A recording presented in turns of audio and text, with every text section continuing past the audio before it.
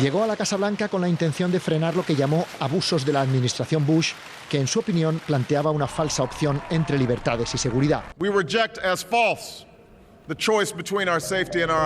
Pero con Obama las redes de vigilancia han crecido y con ellas lo que parece una gran intervención del Estado en la vida de las personas.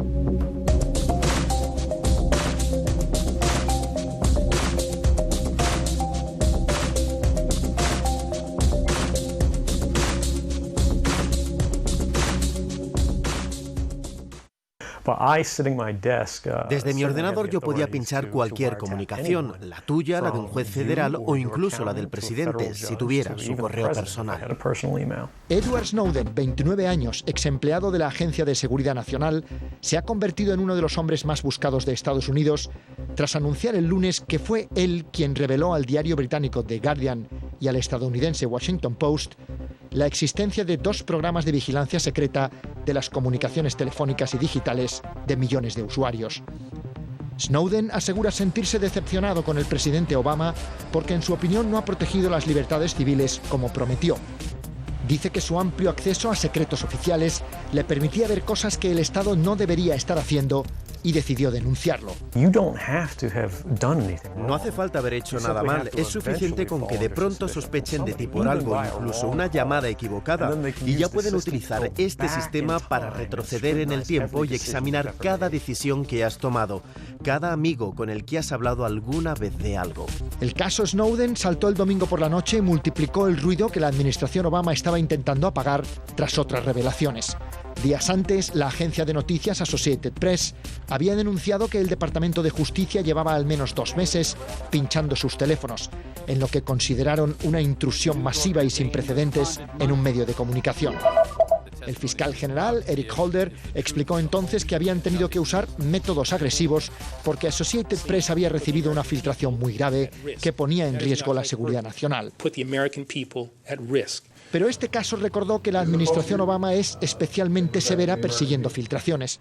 Ha procesado bajo la ley antiespionaje de la Primera Guerra Mundial a más informantes, 6 hasta ahora, que ningún gobierno antes en la historia de Estados Unidos, como recuerda Paul Brandus, uno de los periodistas que siguen al presidente en la Casa Blanca. Obama está convencido de que para las agencias de inteligencia es mucho más difícil hacer su trabajo y proteger a la gente con este tipo de filtraciones a los medios. La figura del whistleblower, literalmente el que toca el silbato, que podríamos traducir como informante, es clave en la democracia estadounidense. Suelen ser empleados públicos que, desde dentro, denuncian abusos, fraudes o corrupción del poder. Hay informantes muy sonados, como Daniel Ellsberg, que en el 69 filtró al diario New York Times los llamados papeles del Pentágono sobre la realidad de la guerra de Vietnam.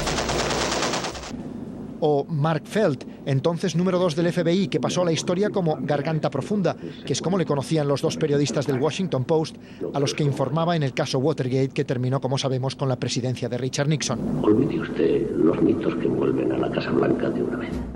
Pocos días después de lo de Associated Press, el diario británico The Guardian reveló que el gobierno federal estaba interviniendo los teléfonos de millones de estadounidenses. Esa noticia provocó la primera y de momento última reacción del presidente Obama al respecto. Nadie está escuchando sus conversaciones telefónicas. El programa no está para eso. Se recogen datos sobre números y duración de las llamadas, pero no contenidos.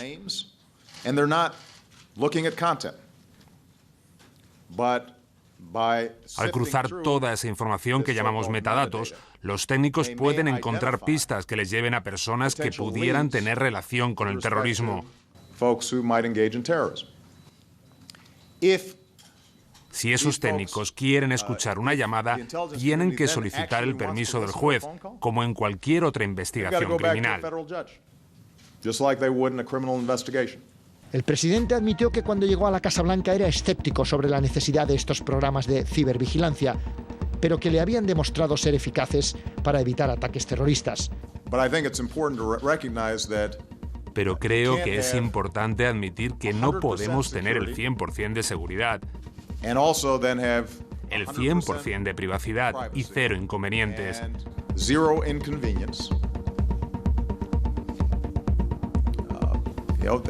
Como sociedad, tenemos que elegir.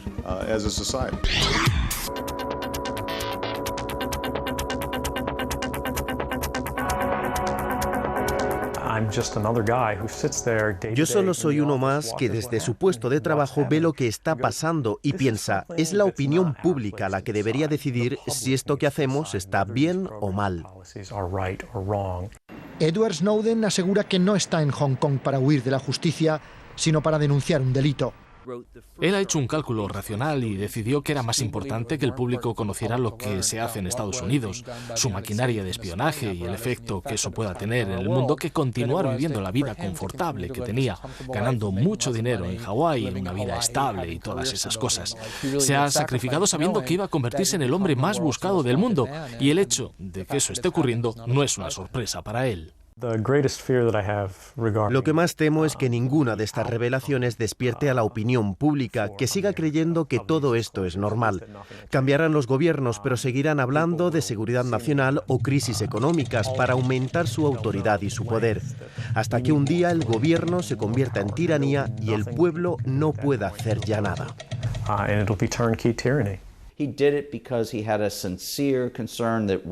Snowden lo ha hecho porque cree sinceramente que estamos en un momento crucial de nuestra historia, en el que todavía podemos controlar nuestro destino, decidir entre opciones democráticas.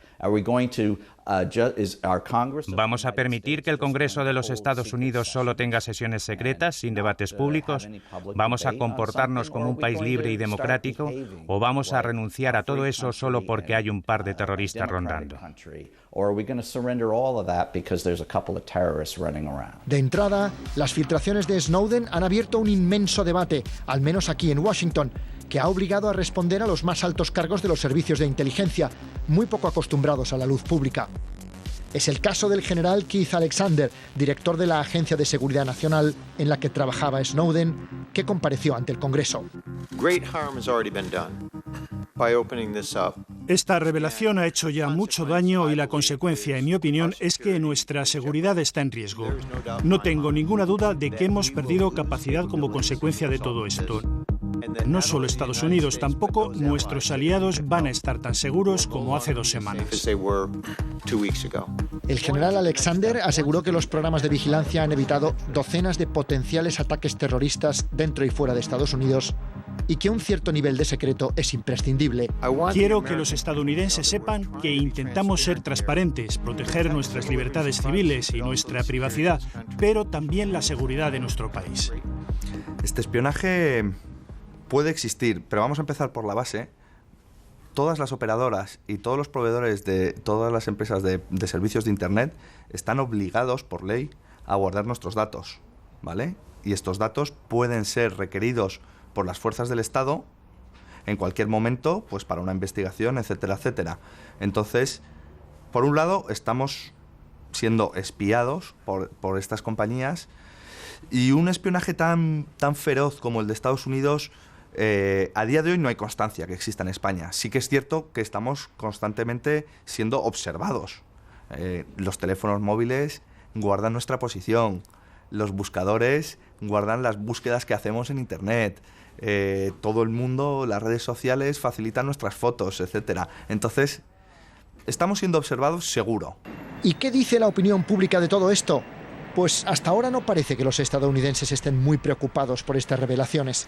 El 56% consideran aceptable la vigilancia de millones de teléfonos para interceptar posibles amenazas, algo inaceptable para el 41%.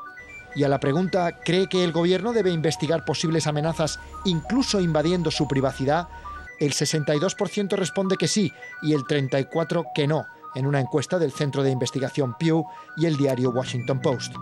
Aún así, en Estados Unidos crecen las voces que acusan al gobierno de centrar la atención y los ataques sobre el informante, sobre Snowden, en lo que consideran una maniobra de distracción. Es muy común en estos casos disparar contra el mensajero, convertirle en el problema. Por eso vemos noticias sobre su presunto narcisismo. Si abandonó la escuela, si se ausentaba mucho de su casa, le acusan de espía. Incluso acusan al periodista Greenwald de espiar para China. Son acusaciones absurdas, pero buscan distraer la atención de la historia real.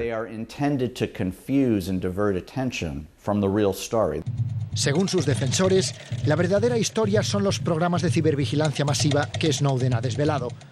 Y en medio de este debate, en Estados Unidos no son pocos los que se preguntan si, al abrazar los mismos sistemas antiterroristas que puso en marcha el presidente Bush, Barack Obama está traicionando sus propios principios, como sugiere el fotomontaje que estos días ha inundado la red. El presidente Obama y el Congreso insisten en que estos programas de cibervigilancia masiva son perfectamente legales y están supervisados por un tribunal especial. Pero todo este asunto ha puesto a la Casa Blanca a la defensiva, enreda inevitablemente su agenda política y le está enfrentando a incómodas preguntas a las que de momento están dando pocas respuestas. Según los datos conocidos, la comunidad de inteligencia creció espectacularmente en Estados Unidos tras los ataques del 11S, por la necesidad de coordinar mejor las agencias y ampliar el seguimiento y rastreo de las comunicaciones. Se calcula que más de 1 millón de personas tiene el máximo acceso a secretos oficiales, 483.000 empleados de empresas privadas, muchos de ellos jóvenes como Snowden, y más de 700.000 de agencias del gobierno en los múltiples servicios de inteligencia. Ha crecido enormemente. Su presupuesto ha aumentado en decenas de miles de millones de dólares. La Agencia de Seguridad Nacional, de la que todos hablan ahora, es de largo la más grande de las 16 agencias del gobierno de los Estados Unidos. Es increíble que tan poca gente haya oído hablar de ella hasta ahora, porque es más grande que la CIA y el FBI juntos. Es gigantesca. La filtración de Snowden ha desvelado otro aspecto que el Congreso ya conocía, pero de lo que hasta ahora la opinión pública sabía poco. ¿Hasta qué punto se confunde lo privado y lo público en esta monumental estructura de inteligencia? Solo la subcontrata de la CIA, Booz Allen Hamilton, para la que trabajaba Snowden, tiene casi 25.000 empleados, en muchos casos profesionales que salieron del gobierno o viceversa, como el actual número 1 de la inteligencia nacional, James Clapper, que fue antes un ejecutivo de Booz Allen. Es un equilibrio complicado. Me duele reconocerlo, pero es un equilibrio complicado. En un mundo tan conectado, estamos viendo que nuestra privacidad cada vez vale menos. Entonces, ¿el equilibrio dónde está? Pues el equilibrio debería estar, el primero, en el uso que cada persona dé a Internet, a estas redes sociales y hasta dónde él quiere compartir. Pero bueno, eso es algo que no depende de ti, porque luego puede haber terceros que accedan a los datos sin que tú lo sepas. Entonces, el primer límite es el que te pongas tú, y el segundo límite, insisto, yo creo que deberían ser los jueces y las leyes quien lo estableciese. El debate continúa y es posible que el caso Snowden permita iluminar un poco el opaco universo de los servicios de inteligencia en Estados Unidos. Pero la impresión es que este tipo de cibervigilancias está aquí para quedarse. Y respecto a Ed Snowden, no está claro todavía si es un traidor o un héroe, pero en la página de la Casa Blanca ya hay 75.000 personas pidiendo a Obama que le perdone.